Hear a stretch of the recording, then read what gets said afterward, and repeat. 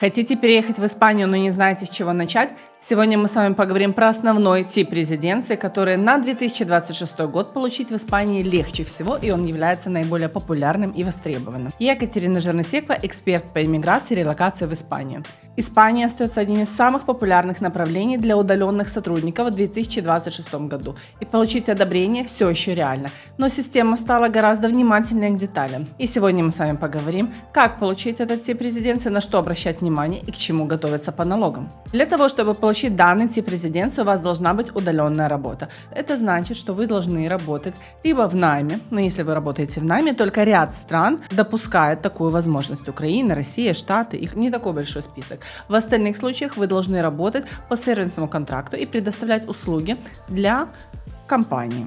Основные условия – это то, что вы должны проработать в данной компании не менее 3 месяцев. Ваш подрядчик, кому вы предоставляете услуги, должны быть на рынке не менее года.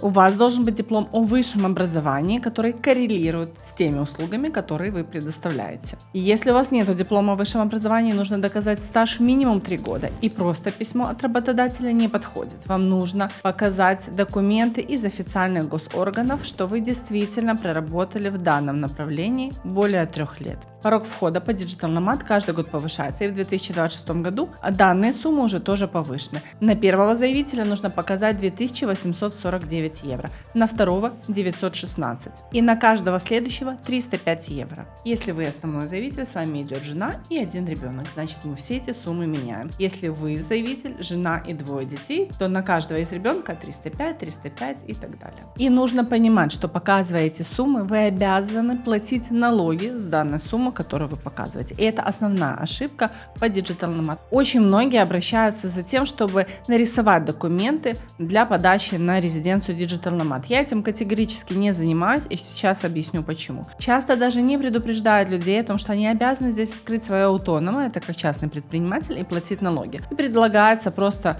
подготовить пакет документов под ключ, и потом не рассказывают о том, что люди должны делать дальше. И люди оказываются в ситуации, когда уже деньги заплачены, резиденция получена, и потом им приходит письмо, что эту резиденцию собираются отзывать. И люди в полнейшем шоке и панике не понимают, что делать. Почему это происходит? Потому что, когда вы получаете резиденцию Digital Nomad, эта резиденция направлена на то, что вы будете здесь работать, платить налоги и не занимать рабочие места у Испании. Но Digital Nomad есть 2 видов. Один, когда вы в найме, то, что я в самом начале сказала, тогда вы не обязаны открывать свой бизнес. Тогда вы остаетесь в найме и не платите здесь часть налогов. Но если вы открываете здесь автономно, в основном люди переезжают сюда по сервисному контракту, соответственно, вы обязаны сразу же открыть на территории Испании автономно. Если вы уже ранее получили Digital Nomad и еще этого не сделали, пока вам не пришло письмо счастья, у вас есть возможность быстро открывать автономно и начинайте платить налоги, тогда с вашей резиденцией будет все в порядке. И есть такой момент, что люди не сразу открыли, им пришло письмо, и они не понимают, что делать. Можно задним числом открыть свой бизнес здесь и заплатить все социальные взносы. Да, это будет больно по кошельку, но тем не менее у вас не отзовут резиденцию. Когда вы открыли здесь свой бизнес, вы должны платить налоги со всей прибыли, которую вы показываете, и должны платить соцвзнос. Первый год это льготно 89 евро в месяц, и далее уже от 250 до 350. Более подробно по налогам я рассказала в другом видео,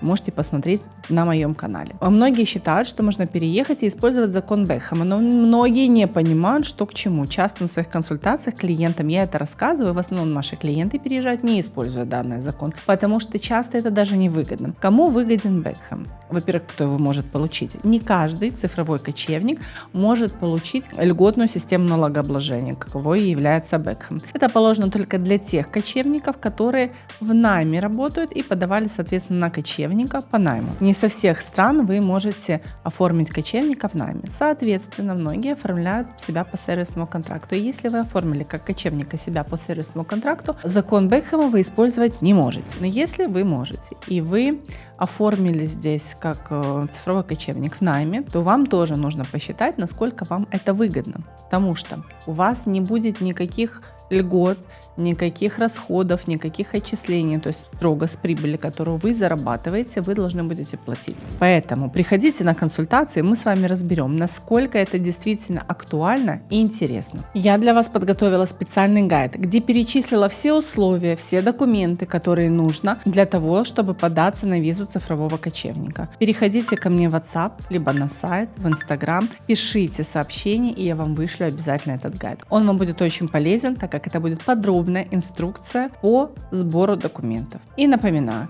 что вам основно нужно: иметь контракт на работу, иметь диплом о высшем образовании либо 3 года стажа, минимум 3 года отработать на компанию. Компания должна существовать минимум год на рынке, и у вас должен быть обязательно минимальный доход, который указан в моем гайде. И тогда вы можете приехать, получить резиденцию цифрового кочевника на 3 года, потом на 2 года продлить, потом у вас ПМЖ 5 лет, и дальше вы уже можете подаваться на гражданство Испании. С нашими клиентами мы проходим полный путь легализации. Переезд по визе цифрового кочевника требует детального ознакомления со всеми документами. Там нужно проверять все вплоть до каждой запятой. И для того, чтобы ваша подача прошла на территории Испании успешно, вы можете обратиться ко мне за помощью в подаче на резиденцию цифрового кочевника и также за всем бытовым пакетом услуг. Школы, устройство детей в садике, аренда жилья, ситы и полный пакет. Предоставляем услуги под ключ в рамках законодательства. Я Екатерина Жерносекова. Подписывайтесь на мой блог, пишите комментарии